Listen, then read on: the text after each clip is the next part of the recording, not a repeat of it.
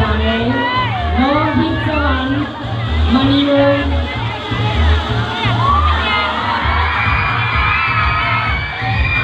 น้องต้นแสงสัน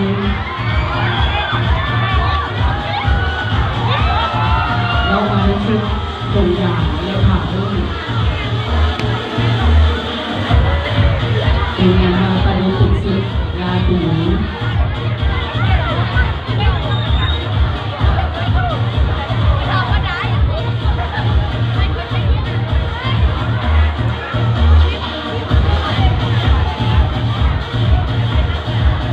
น้องมุกดาดินภูมิจันทร์ตุ้งแสงใส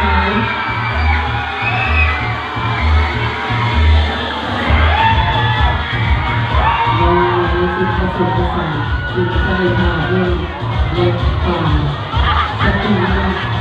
เราดูเสื้อป่าเรือมาไปจิตใจในจิตสุดที่ออกมาได้เสื้อเสื้อตัวงามที่มันจะทานได้เอง